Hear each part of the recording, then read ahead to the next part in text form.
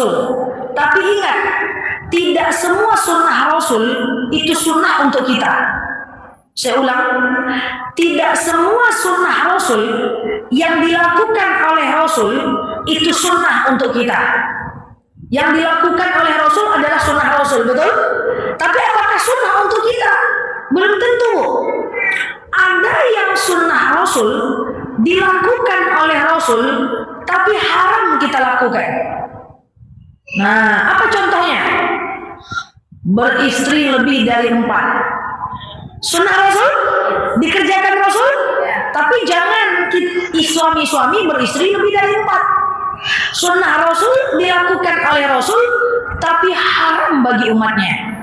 Makanya kalau umatnya cuma boleh 4. Jadi kalau suami ibu masih 1 boleh 3. Kok gini lagi gitu ya. Nah makanya kalau kita gimana? Sunnah Rasul adalah beristri lebih dari 4 dilakukan oleh Rasul, tapi ketika dilakukan oleh umatnya tak boleh. Makanya ada dalil fankihu ma tabalakum minan nisa masna wa sulasa war ruba. Nikailah oleh kalian perempuan 1, 2, 3, maksimal 4. Sunnah Rasul tidak sunnah buat kita, haram kita kerjakan. Ini cerita fakta. Ada seorang bapak, dia bawa 3 istrinya datang ke tempat saya. Maaf, ke tempat orang tua saya, katanya pengen ketemu saya. Ustazah katanya gitu. Jadi ada suaminya, ada 3 istrinya duduk dekat saya. Saya ini mau nikah 1 lagi. Istri saya nih yang ustazah tengok nih ridho dia saya nikah lagi. Saya bilang kalau dia ridho gak ada masalah pak. Pertanyaan, enggak ridho saya nikah lagi. Biasanya ridho, paham ya? Ini istri saya 3, istrinya cakep-cakep. Ya, ini istri saya 3, saya tak tahu yang mana 1, 2, 3, enggak ada pula merek di keningnya kan. Dia ridho saya nikah lagi. Tapi kata Pak Ustadz enggak boleh. Loh, siapa Ustadz bilang enggak boleh? Boleh kalau istri ridho jadi 4 gitu. Mereka terdiam nih berempat. 1 istri, 1 suami, 3 istri. Pas terdiam, kenapa dia pak? Lanjut aja nikah lagi. Lalu kemudian dia bilang, izin ustazah. Izin apa pak? Saya matikan mobil dulu. Oh iya, saya kira mobilnya itu mobil solar yang matinya itu lama. Kan ada mobil-mobil solar yang matinya itu otomatis. Emang siapa di dalam pak? Di dalam ada istri saya. Oh, istri mana lagi nih? Rupanya barang tempat. Bukan 3. Pantas Pak Ustadz bilang tak boleh lagi. Paham nih? Tapi saya pengen ustazah. Ceraikan salah satunya. Baru boleh nikah lagi. Nah, itu sunnah Rasul kan ustazah. Rasul aja istri lebih dari 4. Haram bagi kita. Karena kita dipatasi. Paham nih? Contoh lagi. Sunnah Rasul haram bagi kita. Rasul pernah melakukan, kita tidak boleh melakukan. Apa contohnya? Puasa tiap hari berturut-turut. Puasa wisol, puasa sepanjang tahun, itu haram, tak boleh. Jadi puasa itu cuma boleh sehari puasa, sehari tidak. Sehari puasa, sehari tidak. Sehari puasa, sehari tidak. Dilakukan oleh Rasul, tapi kita sebagai umatnya tidak boleh melakukan. Jadi jangan seketek-ketek sunnah Rasul, seketek-ketek sunnah Rasul. Ada yang sunnah Rasul, tapi tidak boleh kita lakukan. Oke, ini kita belum masuk materi ini, masih pembukaannya aja. Lama kaji Ustazah Umar ya. Ada lagi sunnah Rasul tidak boleh juga kita lakukan.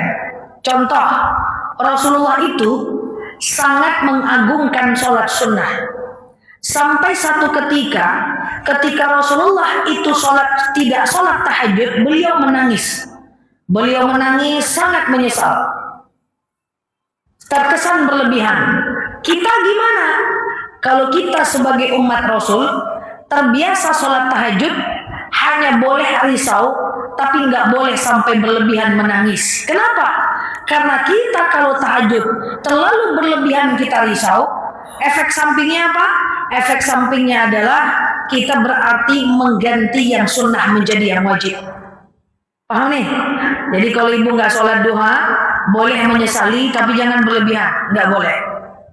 Nah, jadi ada sunnah Rasul haram bagi kita. Ada sunnah Rasul mubah bagi kita. Apa itu mubah? Mubah itu apa? Dikerjakan boleh, ditinggalkan boleh.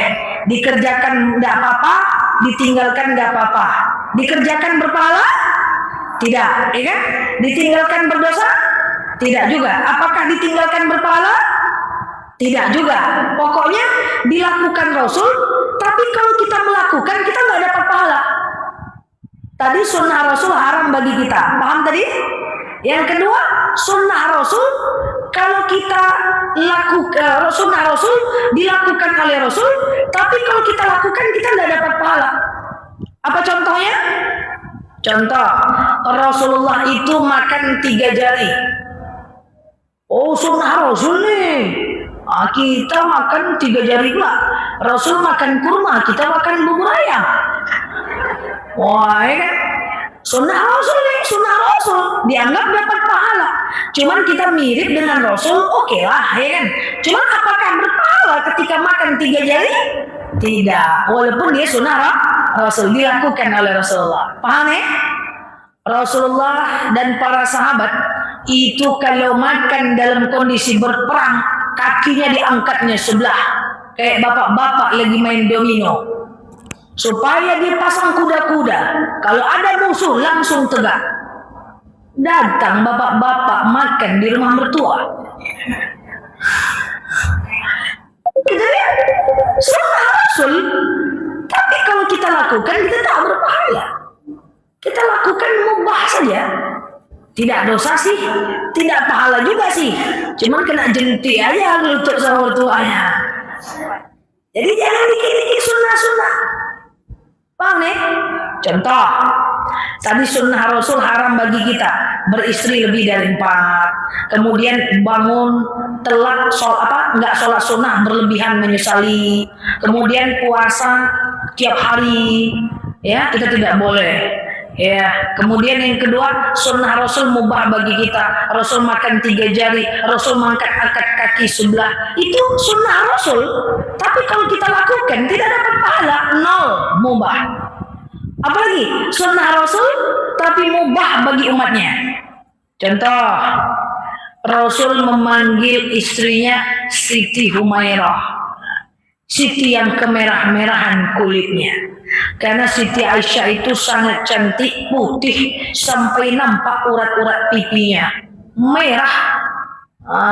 Lalu mentang-mentang sunnah Rasul dilakukan Rasul, seorang suami memanggil istrinya dengan Siti Humairah, padahal kulit istri hitam, tak ada merahnya, tak pula pandai pakai blush on, hidung pula pakainya.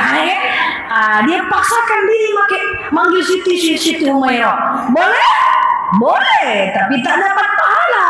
Yang sunnahnya apa? Sunnahnya adalah panggil istri dengan panggilan kasih sayang, tidak harus dengan Siti Humairah.